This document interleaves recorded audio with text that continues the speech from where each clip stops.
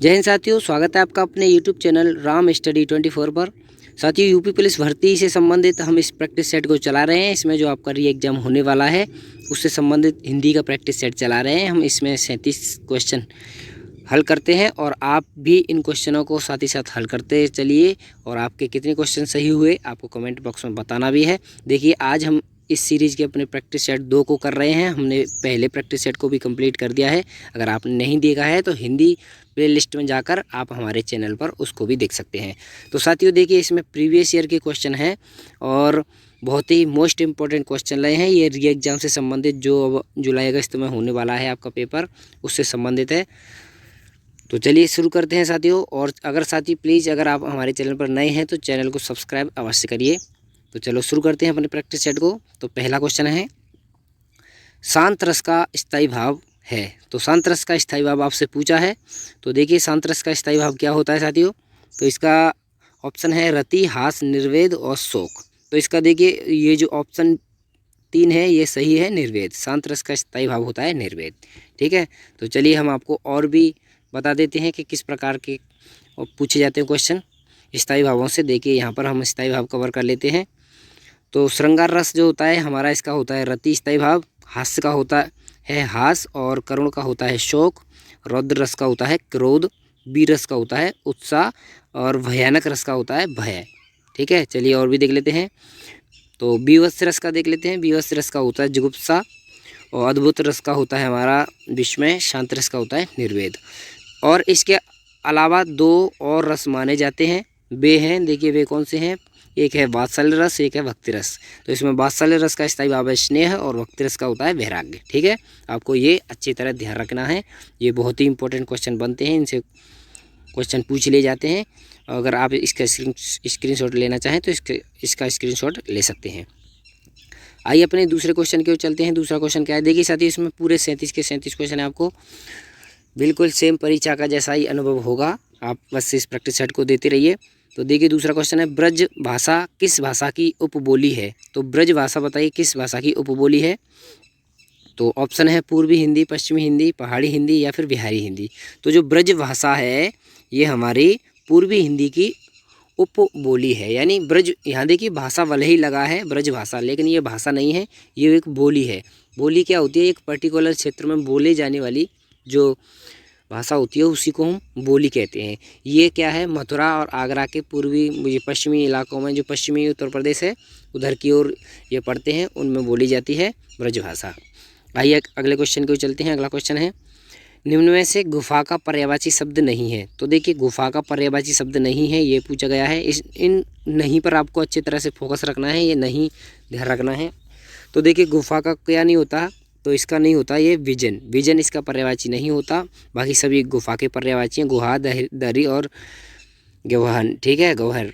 आइए अगले क्वेश्चन के चलते हैं। अगला क्वेश्चन है क्वेश्चन 4, बहती गंगा में हाथ धोना मुहावरे का सही अर्थ है। तो बहती गंगा में हाथ धोना, बताइए कितना इजी आपसे पूछा गया है मुहावरा। तो देखिए, इसका मुहावरे का अर्थ क्या होगा, इसका होगा अवसर का लाभ उठाना। ठीक है, यानी बहती गंगा में हाथ धोना, यानी कोई भी अगर काम ऐसा हो जो जिसको आप उसके अवसर का आप लाभ उठा सकें, वही होता है बहती गंगा में हाथ धोना। आइए अगला क्वेश्चन, व्याकरण की दृष्टि से निम्न में से कौन सा शुद्ध वाक्य है। अब आपको शुद्ध वाक्य छांटना है इस ऑप्शन में से, इन 4 ऑप्शनों में से। तो देखिए, ऑप्शन पढ़ लेते हैं। हमारे पूज्य गुरुजी आज आएंगे, तो देखिए ये एकदम सही सा लग रहा है। और देख लेते हैं, मेरे को पाठ याद करना है। तो ये मेरे को नहीं होता, यहाँ दिल्ली वाली नहीं चलेगी, मेरे को तेरे को। तीसरा, यहाँ कोई एक चित्र नहीं। देखिए, कोई और एक ऐसा हो ही नहीं सकता, कोई के साथ एक नहीं होगा। तो कोई चित्र ऐसा होता है यहाँ के, यहाँ कोई चित्र नहीं, तब चल जाता। और चौथा है, देखिए यहाँ पढ़ना एक आवश्यकीय कार्य है। देखिए, आवश्यकीय ऐसे नहीं लिखते, ये गलत है यहाँ पर। तो हमारा इसका सही जवाब क्या हो जाएगा, ऑप्शन ए, हमारे पूज्य गुरुजी आ जाएंगे। चलिए 6वें क्वेश्चन को देख लेते हैं। निम्न में से कौन सा यमुना का एक पर्यायवाची नहीं है। तो बताइए कौन सा यमुना का पर्यायवाची नहीं है। श्यामा, सवेसुता, कालिंदी या फिर जाह्नवी। तो बताइए क्या है, रवि सुता है, सॉरी यहाँ पर। तो देखिए ये क्या हो जाएगा, ये जाह्नवी इसका सही हो जाएगा जवाब, क्योंकि यहाँ नहीं पूछा है आपको, बार बार हम बता देते हैं, नहीं पर फोकस करना है। तो ये जाह्नवी किसका होता है? ये गंगा का पर्यायवाची होता है। ठीक है, आइए अगले क्वेश्चन की ओर चलते हैं। अगला क्वेश्चन है, किस विकल्प में समश्रुति भिन्नार्थक शब्दों के अर्थ सुमेलित हैं? देखिए इस प्रकार के क्वेश्चन बहुत ही पूछे जाते हैं उत्तर प्रदेश पुलिस भर्ती में, तो आपको इस प्रकार के क्वेश्चन अच्छे तरह से पढ़ के जाने हैं। तो देखिए इसमें चलिए क्वेश्चन देखते हैं कौन सा सही होगा इसका आंसर। तो आप पहला है अश्व और यह है अश्म। तो देखिए ये आपसे पूछा क्या है, पहले आपको ध्यान रखना है कि समश्रुति भिन्नार्थक सुमेलित है, एकदम जो सही है वह पूछा है। तो देखिए ये तो नहीं होगा, ये तो गलत है। अश्व का तो घोड़ा होता है लेकिन इसका ये नहीं होता। और जलद और जलज, जलद होता है बादल और जलज होता है कमल, लेकिन ये उल्टे दिए हुए हैं तो ये गलत हो जाएगा। और सर्वथा और सर्वदा, यानी इसका अर्थ है सब तरह से, सदैव या फिर हमेशा, एकदम से यही सही है। हमारा तीसरा है एकदम से सही है। अब देखिए चौथे को भी देख लेते हैं, अनिल अनल। तो अनिल हवा से कहते हैं और अनल क्या आग से कहते हैं, लेकिन ये उल्टे दिए हुए हैं। अनिल को इसने पीछे कर दिया है और आग को, अनिल की जो हवा है उसको पीछे कर दिया है और आग को आगे, तो ये गलत हो जाएगा ये भी। तो इसका तीसरा एकदम से सही है। आइए अगला क्वेश्चन, एक बार कही बात को दोहराते रहना वाक्य के लिए एक शब्द है, यानी जो एक बार कह दी हुई बात तो है उसको फिर बार बार कहना, तो उसको क्या कहेंगे? इसके लिए एक शब्द होता है पृष्ठपेषण। ठीक है, इस प्रकार से बोलेंगे इसको, पृष्ठपेषण। आइए अगला नेक्स्ट क्वेश्चन है, नीचे दिए गए वाक्यों में से किस वाक्य में विराम चिन्ह का प्रयोग सही है? तो विराम चिन्ह का प्रयोग सही है पूछा गया है। चलिए ऊपर कर लेते हैं इस क्वेश्चन को। तो यहाँ देखते हैं किस में विराम चिन्ह का प्रयोग सही हुआ है। तो देखिए हम आपको बताते हैं कि किस में हुआ है। जो ऑप्शन सी है इसमें एकदम से सही हुआ है विराम चिन्ह का प्रयोग, क्योंकि देखिए हम आपको बताते हैं, यहाँ देखिए, यहाँ सुभाष चंद्र बोस ने कहा और इस पर ये उद्धरण चिन्ह इस पर नहीं होता है, जो कही हुई बात होती है उस पर होते हैं ये। अब देखिए यहाँ पर सुभाष चंद्र बोस ने कहा, यहाँ गलत लगा दिया कोमा, ये कोमा गलत है। और इधर की तरफ भी है, सुभाष चंद्र बोस ने कहा तुम मुझे खून दो, तो ये उद्धरण चिन्ह तुम मुझे पे तो होता है, ये यहाँ से है, तो इसलिए गलत। इसका सही जवाब है ऑप्शन सी। आइए अगला क्वेश्चन, अगले क्वेश्चन को भी कर लेते हैं। इनमें से अशुद्ध वाक्य का चयन करना है। अब आपको अशुद्ध वाक्य का चयन करना है, कौन सा इसमें अशुद्ध वाक्य है। तो देखिए हम आपको उत्तर बता देते हैं कि इसमें अशुद्ध वाक्य है, बच्चों को काट कर फल खिला दो। तो यहाँ देखिए गलत किस वजह से है, बच्चों को काट कर फल खिला दो, तो बच्चों को काट कर फल की जगह होता फल काट कर खिला दो, तो पहले फल आना चाहिए था। ठीक है, पहले फल उसके बाद काट कर। ठीक है, और यहाँ तो आपको स्पष्ट दिखाई देगा बच्चों को काट कर, क्या बच्चों को काट कर खिलाएंगे? नहीं, लेकिन यहाँ होता पहले फल, इस जगह होता फल, यानी बच्चों को फल काट कर खिला दो तो सही होता। अब यहाँ पहला हमारा सही है, दूसरा भी सही है, पहला सही है, तीसरा और चौथा ये सही है। आइए अगला क्वेश्चन, निम्न में कौन सा अलंकार है? अब आपको अलंकार छांटना है। ये जो पंक्ति दी है, रहीमन पानी राखिए बिन पानी सब सून, पानी गए न उबरे मोती मानुष चून, इसमें कौन सा अलंकार होता है? ये तो बहुत ही ईजी क्वेश्चन है, फेमस क्वेश्चन है। तो इसमें होता है श्लेष अलंकार। ठीक है, श्लेष अलंकार। श्लेष अलंकार क्या होता है? जहाँ एक शब्द यानी चिपका, श्लेष का मतलब होता है चिपका, यानी एक शब्द के अर्थ अनेक निकल रहे हों तो उसका ही मतलब होता है श्लेष। ठीक है, तो यहाँ पानी के अर्थ अलग अलग निकल रहे हैं, मोती के लिए अलग और मानस के लिए अलग और चून के लिए अलग। मोती के लिए चमक और मानस के लिए जिसमें आँख में पानी होता है वो, और चून के लिए पानी का ही अर्थ निकल के आ रहा है। आइए अगले क्वेश्चन की ओर, इनमें से किस विकल्प के सभी शब्द स्त्रीलिंग हैं? तो बताइए कौन सा विकल्प है जिसमें सभी शब्द स्त्रीलिंग हैं? तो देखिए बताइए कौन सा है। आप क्वेश्चन टिक किया करिए और बस आप अपने मन में सोच लीजिए, सोच ले करना कि ये हमारा क्वेश्चन है और इसका हमारा उत्तर ये है। बस आप इसके बाद आप इंतजार करिए कि इसका कौन सा सही जवाब है। तो देखिए इसका सही जवाब होता है कौन सा, इसमें सभी स्त्रीलिंग है, इलायची, चांदी और लौकी, ये सभी क्या है? स्त्रीलिंग है। ठीक है, हाथी, बालू और आलू ये सब क्या है? पुल्लिंग। भलाई, हलवाई, ईसाई ये भी पुल्लिंग है। साथ, घी, शक्कर, कारक ये सभी क्या है? पुल्लिंग है। आइए अगला क्वेश्चन, इनमें से विभक्ति तथा कारक का कौन सा युग्म सही है? बताइए किस कारक की कौन सी विभक्ति है, ये पूछा गया है। और एकदम से सही नहीं है ये पूछा है। देखिए नहीं, इस नहीं को ध्यान से पढ़ना है। तो देखिए इसमें से ये हमारा सही जवाब हो जाएगा मैं पर संबंध। तो संबंध का ये नहीं होता, क्योंकि मैं पर तो होता है देखिए अधिकरण का, जो अधिकरण कारक होता है, अधिकरण कारक के चिन्ह होते हैं। और संबंध कारक के चिन्ह क्या होते हैं? का, की, के, ये होते हैं संबंध कारक के चिन्ह। ठीक है, और बाकी सभी सही दिए हैं। यानी को चिन्ह होता है कर्म कारक का, और से चिन्ह होता है करण कारक का, और से होता है एक अपादान कारक का। यानी इसमें से जो होता है इस अलगाव से संबंध रखता है। यानी बच्चा पेड़ से गिर गया तो पेड़ से अलग हो गया, तो वहाँ अपादान कारक। इस प्रकार से। आइए अगला क्वेश्चन। दिए गए शब्द का विलोम शब्द ज्ञात कीजिए। अब आपको इसका विलोम शब्द बताना है हिरस। यानी हिरस का क्या होगा? तो इसका विलोम शब्द होगा दीर्घ। ठीक है, अगला क्वेश्चन है, दिए गए वाक्य में सर्वनाम का प्रकार ज्ञात कीजिए। तो इसमें आपको सर्वनाम का प्रकार बताना है, किस प्रकार का सर्वनाम है। तो देखिए इसमें कौन सा है आपको ये पढ़ना है, वह अपने नाना के घर जा रहा है। तो इसमें सर्वनाम हो जाएगा हमारा निश्चयवाचक सर्वनाम। एकदम निश्चित पता है कि वो कहाँ जा रहा है, तो ये निश्चयवाचक है।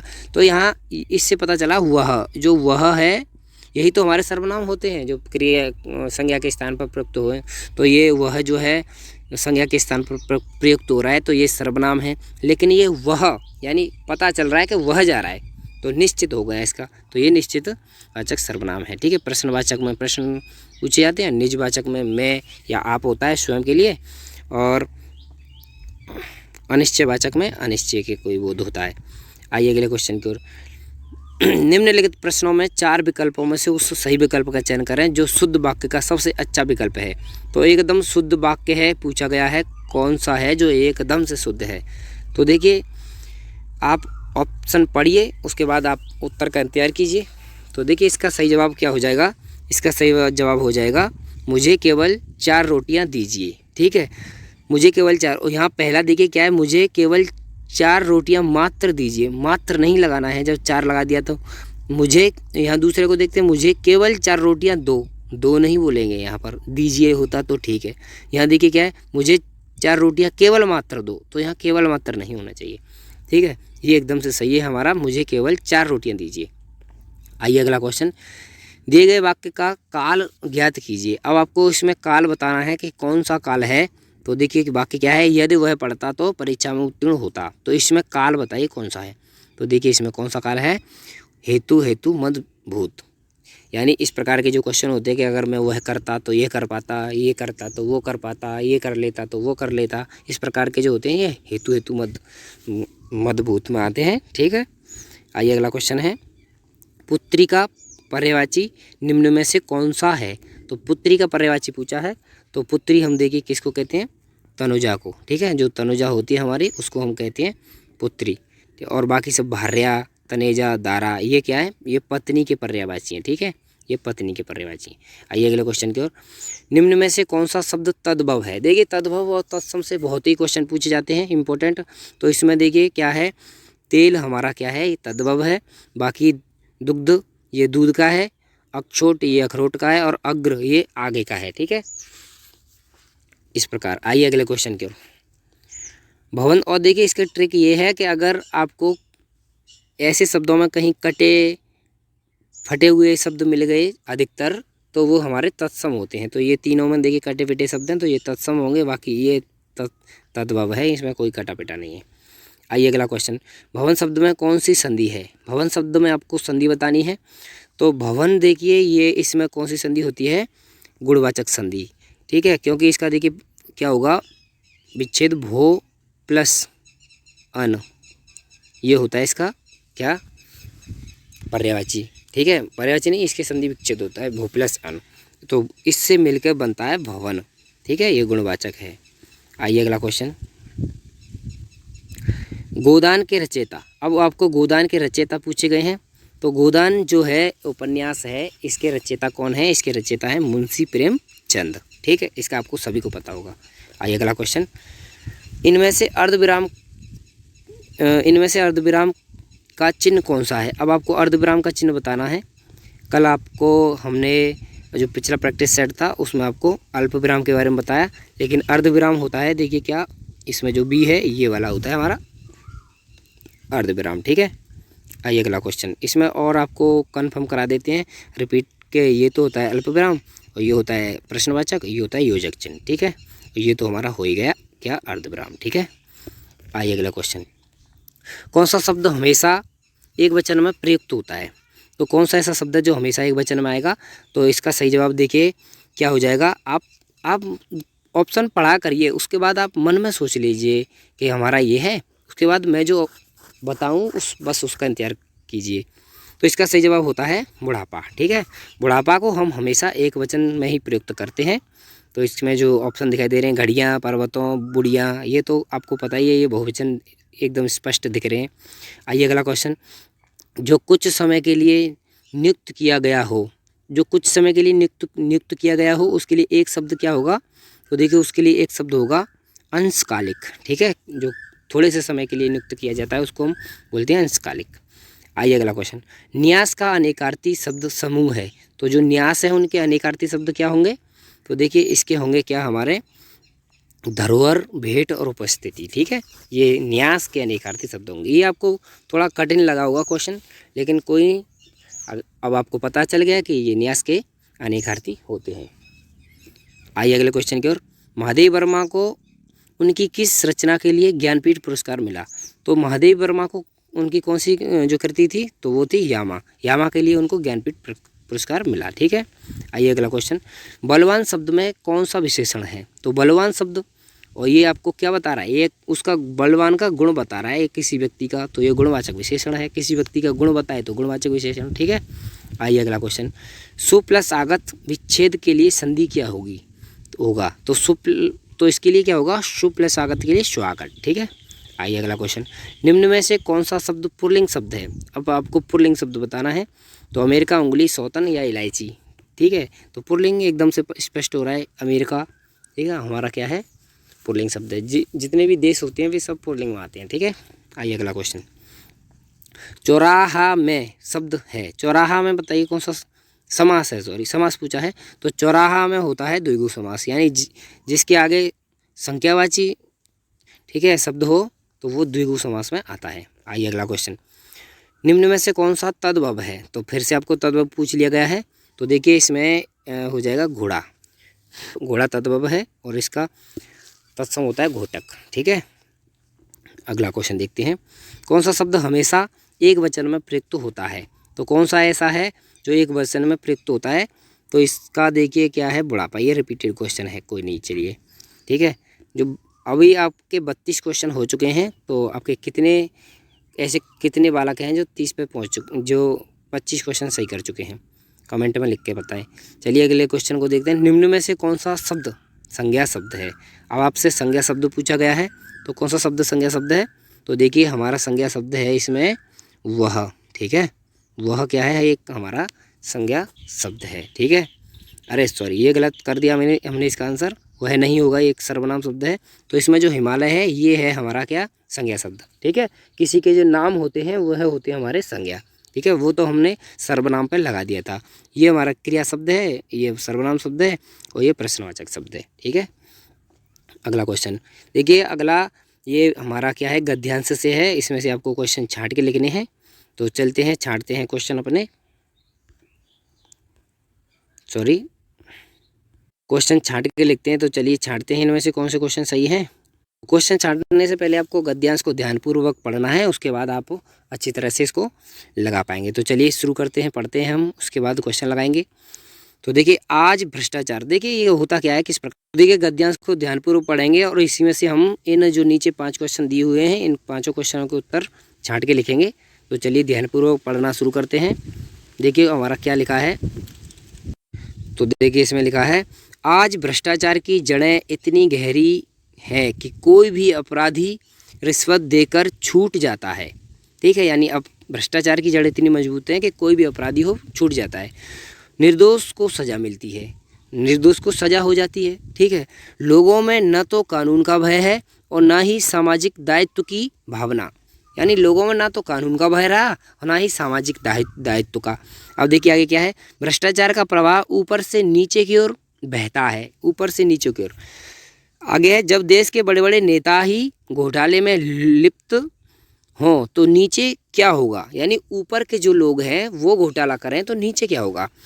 आगे पढ़ते हैं। आश्चर्य की बात यह है कि आज तक किसी भी भ्रष्ट नेता या मंत्री को सजा नहीं मिली, यानी जितने भी भ्रष्ट नेता या मंत्री हैं उनको सजा नहीं मिली। और देखते हैं आगे क्या है। विश्व के दूसरे देशों में ऐसी स्थिति नहीं है, दूसरे देशों में नहीं है। वहाँ के लोग भ्रष्टाचारी नेता को सहन नहीं कर पाते, ठीक है, वहाँ के लोग क्या नहीं कर पाते, उनको सहन नहीं कर पाते। आइए आगे पढ़ते हैं। अब आगे देखिए क्या है। अमेरिका के राष्ट्रपति निक्सन को एक घोटाले के कारण ही हार का सामना करना पड़ा, यानी अमेरिका के एक राष्ट्रपति थे निक्सन, उनको घोटाले के कारण क्या करना पड़ा, हार का सामना, ठीक है। आगे है देश, यानी जिस देश में हर क्षेत्र में भ्रष्टाचार विद्वान हो उसका क्या अंजाम होगा, पता नहीं क्या होगा, सोच पाना कठिन है। देखिए कितना कठिन है सोच पाना कि क्या अंजाम होगा। व्यापारी लोग मिलावटी सामान बेचते हैं, व्यापारी लोग भी देखिए कितना भ्रष्टाचार कर रहे हैं, वो मिलावटी सामान बेचते हैं। सिंथेटिक दूध बाजार में बेचा जा रहा है, सिंथेटिक यानी मिलावटी वाला। नकली दवाओं की भरमार है, दवाई भी नकली है, यानी उनमें भी मिलावट है। आगे देखते हैं। फलों और सब्जियों को भी रासायनिक पदार्थ द्वारा आकर्षित बनाकर बेचा जा रहा है, यानी जो सब्जी है, फल हैं, उनको रासायनिक पदार्थों द्वारा ऐसा बना दिया जाता है कि एकदम से अभी ताज़ा है और अच्छा है, लेकिन वो केवल रासायनिक प्रभाव है उस पर, तो ये भी सही नहीं है। आइए देखते हैं आगे क्या लिखा है। चाहे इससे लोगों की जान ही क्यों न चली जाए, यानी फिर भी करते हैं घोटाला, चाहे जान क्यों न चली जाए। कर चोरी आम बात हो गई है, देखिए कर चोरी तो आम बात हो गई है। तस्करी का सामान खुलेआम बिकता दिखाई देता है, यानी जो तस्करी का सामान है खुलेआम दिखाई देता है। आगे देखिए। कोई भी अपराध हो जाए, यानी कोई भी अपराध हो जाए, भ्रष्टाचारी रिश्वत देकर छूट जाता है। कितना भी बड़ा अपराध कर दे फिर भी भ्रष्टाचारी रिश्वत देकर छूट जाता है। अनेक बार तो उच्च अधिकारियों के संरक्षण में भी भ्रष्टाचार पनपता है, यानी अनेक बार तो उच्च अधिकारी हैं उनके नीचे भ्रष्टाचार पनपता है। अधिकारियों की जेब भरने के बाद किसी प्रकार की कार्रवाई नहीं होती, यानी उनकी जेब भर दो तो कोई कार्रवाई नहीं करेंगे। फिर भ्रष्टाचारी को दूर रखने के लिए स्वच्छ प्रशासन तथा नियमों का कड़ाई से पालन आवश्यक है, ठीक है। जो भ्रष्टाचार को दूर रखना है तो क्या है, स्वच्छ प्रशासन होना चाहिए और नियमों का कड़ाई से पालन होना चाहिए। और देखिए आगे है। एक भ्रष्टाचार मुक्त समाज का अधिकारी के संरक्षण में भी भ्रष्टाचार पनपता है। यहाँ से अधिकारियों की जेब, ये चलो रिपीटेड है। अब आगे देखते हैं। यहाँ एक स्वच्छ प्रशासन तथा नियमों का कड़ाई से पालन होना चाहिए, और इसमें एक भ्रष्टाचार मुक्त समाज का निर्माण करने के लिए क्या है, देखिए यहाँ पर दिखा है कृत संकल्प होना पड़ेगा, तो कृत संकल्प होना पड़ेगा एक भ्रष्टाचार मुक्त समाज बनाने के लिए। तो देखिए इसका मेन उद्देश्य एक बार हम आपको फिर से पढ़ा देते हैं कि जो आजकल भ्रष्टाचार की जड़ें हैं ना वो काफ़ी गहराती जा रही हैं। जो रिश्वत देने वाले हैं वो तो छूट जाते हैं, लेकिन जो निर्दोष लोग हैं वो फंस जाते हैं। समाज की दायित्व का भावना ही नहीं समझ रहे। ऊपर से ये भ्रष्टाचार होता है नेता लोगों से, बड़े बड़े घोटाले करते हैं लेकिन उनको आज तक जेल नहीं भई। लेकिन दूसरे देशों में ऐसा कतई नहीं होता। जो निक्सन है अमेरिका के, उनको क्या राष्ट्रपति थे निक्सन, उनको क्या हुआ था, घोटाले के मामले में ही हार का सामना करना पड़ गया, ठीक है। अब इसमें यह बताया कि इसका क्या अंजाम होगा, सोचिए बहुत है। और व्यापारी लोग क्या है, मिलावटी सामान बेच रहे हैं, दूध मिलावटी बेच रहे हैं, नकली दवा मिलावटी बेच रहे हैं, फलों को भी मिलावटी बेच रहे हैं। और कर चोरी तो आजकल आम बात हो गई है। तस्करी का सामान तो खुलेआम ही बेचते हैं, कोई भी अपराध हो चाहे, ठीक है। भ्रष्टाचारी रिश्वत देकर छूट ही जाता है। अनेक बार तो उच्च अधिकारियों के संरक्षण में भी क्या है, भ्रष्टाचार पनप जाता है। तो क्या करना है, हमें स्वच्छ प्रशासन तथा नियमों का कड़ाई से पालन करना है। एक भ्रष्टाचार मुक्त समाज बनाने के लिए कृत संकल्प होना पड़ेगा। तो बस अब आपको गद्यांश पढ़ लिया आपने, अब चलते क्वेश्चनों की ओर। तो दिए गए गद्यांश का उचित शीर्षक क्या है, तो शीर्षक ही आपसे पूछ लिया गया है। तो देखिए इसका शीर्षक क्या होगा, तो इसका शीर्षक होगा भ्रष्टाचार, क्योंकि भ्रष्टाचार पर ही तो इस पर बात हुई थी, तो ये भ्रष्टाचार इसका शीर्षक होगा, ठीक है। यानी जो मेन इस कहानी का नाम क्या रखा जाए वही शीर्षक होता है, ठीक है। तो इसका शीर्षक क्या हो जाएगा, भ्रष्टाचार। आइए अगला क्वेश्चन। निक्सन कहाँ के राष्ट्रपति थे, तो इसमें बार बार चर्चा हो रही थी कि जो अमेरिका के राष्ट्रपति थे निक्सन, उनको हार का सामना करना पड़ा घोटाले के चक्कर में, तो ये कहाँ के थे, अमेरिका के। आइए अगला क्वेश्चन। दिए गए विकल्पों में किन किन चीज़ों में मिलावट हो रही है, तो देखिए बताइए किन किन में। दूध में हो रही थी मिलावट, हाँ, सिंथेटिक जो दूध बना रहे थे। सब्जियों में भी हाँ, रासायनिक इन पर छिड़काव वगैरह करके ताज़ा दिखा देते हैं। और दवाओं में हाँ, नकली दवाएं भी बेच रहे थे। तो इसका सही जवाब क्या हो जाएगा, ऑप्शन इसमें जो चौथा है ये सही जवाब हो जाएगा इसका, इनमें सभी, चाहिए। आइए, भ्रष्टाचार मुक्त समाज बनाने के लिए हमें क्या होना पड़ेगा? तो क्या होना पड़ेगा बताइए? तो हमें क्या होना पड़ेगा? कृत संकल्प होना पड़ेगा भ्रष्टाचार मुक्त समाज बनाने के लिए। ठीक है, तो साथियों ये हमारा प्रैक्टिस सेट यहीं ख़त्म होता है। और आपके कितने इसमें से सही हुए कमेंट बॉक्स में अवश्य बताएं, कितने आपके क्वेश्चन सही हुए। अगर आप 37 में से 30 क्वेश्चनों पर चल रहे हैं, 30-32 क्वेश्चनों पर चल रहे हैं, तो समझना आपकी पढ़ाई बहुत ही अच्छी चल रही है, बहुत ही अच्छी दिशा में चल रही है। अगर आपके 25 क्वेश्चन भी सही हो रहे हैं, 25-28, तो आपकी चिंता की बात है, क्योंकि आजकल क्या है, कंपटीशन बढ़ गया है। 25-28 क्वेश्चन से काम नहीं चलेगा। कम से कम आपको 32-33 क्वेश्चन तो इसमें हिंदी में करने ही होंगे, लेकिन आप टारगेट रखिए 37/37 का। ठीक है, तो साथियों हमारे इस प्रैक्टिस सेट को इसी प्रकार से करते रहिए। और हमारा ये प्रैक्टिस सेट कैसा लगा कमेंट बॉक्स में भी अवश्य बताएं। ठीक है साथियों, तो चलिए हम अपने इस प्रैक्टिस सेट को यहीं समाप्त करते हैं। जय हिंद, नमस्कार। और साथियों हाँ, प्लीज़ चैनल को सब्सक्राइब अवश्य करना। धन्यवाद।